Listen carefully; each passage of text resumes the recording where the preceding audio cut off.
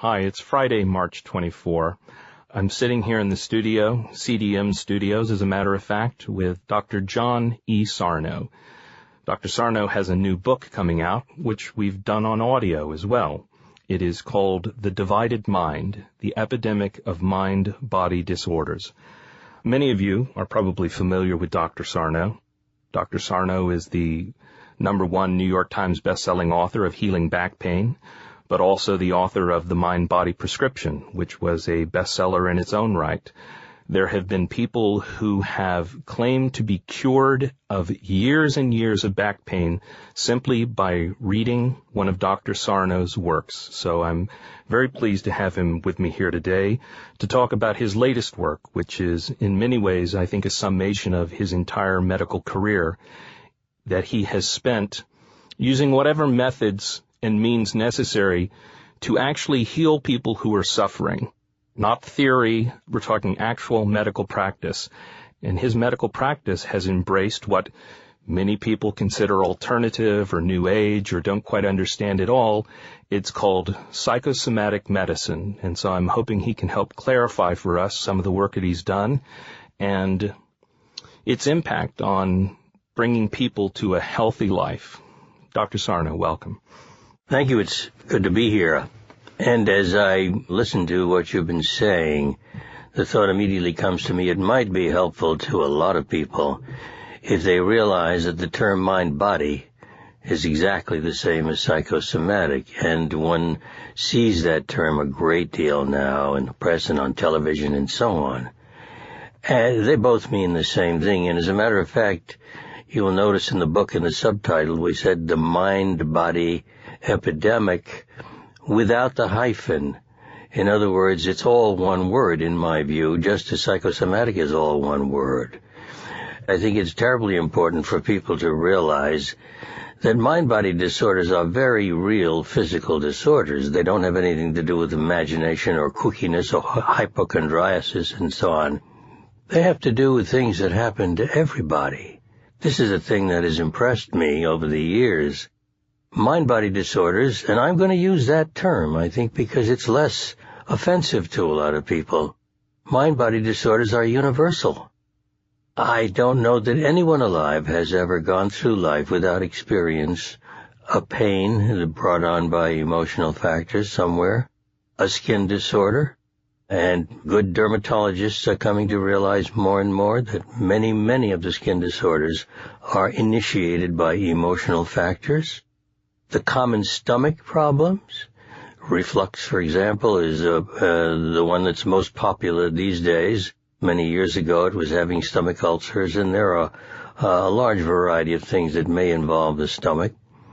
Bowel irregularities, it used to be called colitis. These days, it's called irritable bowel syndrome. Well, this will give you an idea. Why are these things universal? Because they have to do with our lives. They have to do with the pressures that life puts on us.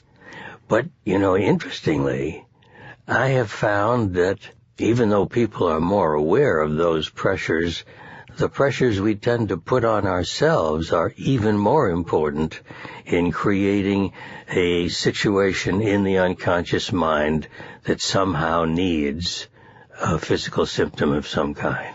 So I want to be clear on this. The mind is creating the illness as a defense mechanism. Yes, and that word is familiar to psychologists, but for a lot of people, they say, what do you mean a defense?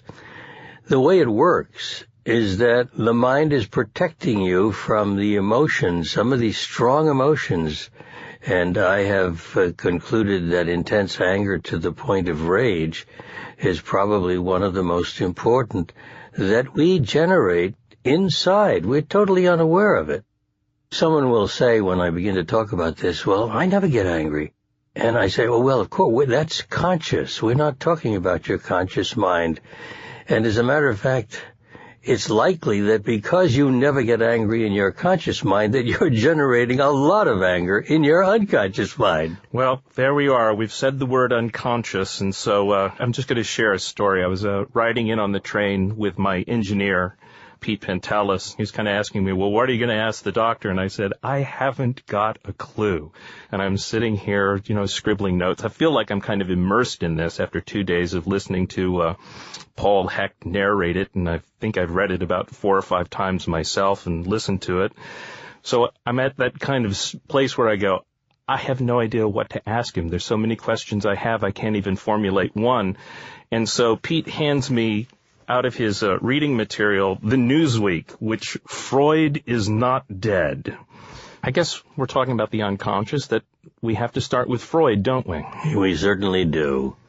And although there were some basic ideas that he worked on that psychologists and psychiatrists have come to disavow, so much of what he did, but basically the introduction to the world of science, to the idea that human beings have an unconscious mind.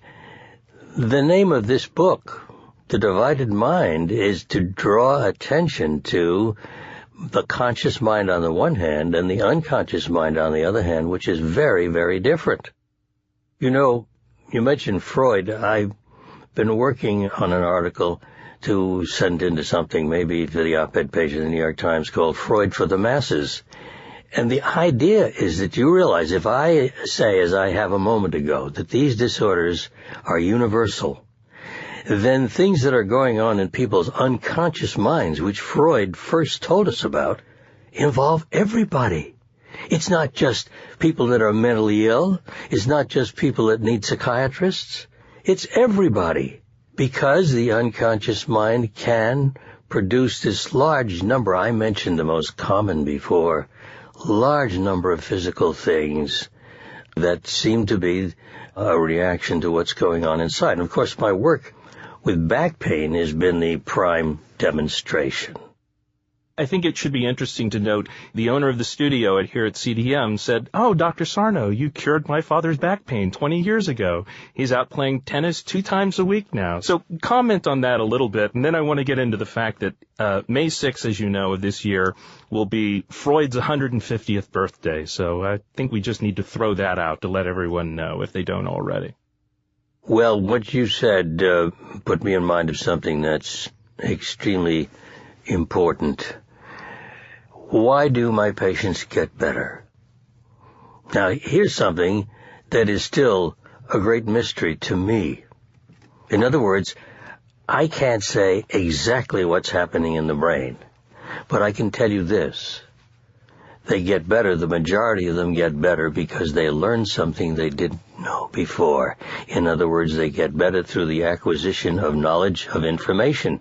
The man whose father got better from reading one of my books read the book and he said to himself, I can imagine, wow, there's nothing really wrong with my back. I can see I've got the kind of personality that Dr. Sarno is talking about, and I probably have this condition. And if he's lucky, boom, his pain goes away. What is the work that he does? Well, in that case, it's probably very minimal.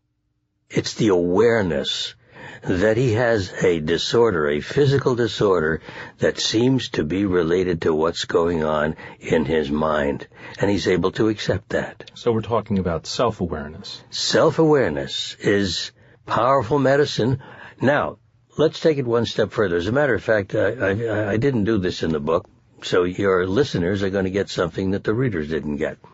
If we take 100 people with the disorder that I have described, and let me say that I have to believe on the basis of my experience and those of my colleagues that these disorders, the pain disorders, are almost all due to this condition. And this is what's mind-boggling about it, because they're not being treated, of course, across the country.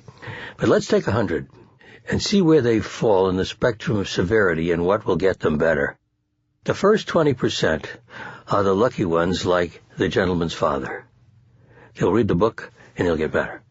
I get letters, I get emails all the time. I'm a 47-year-old attorney.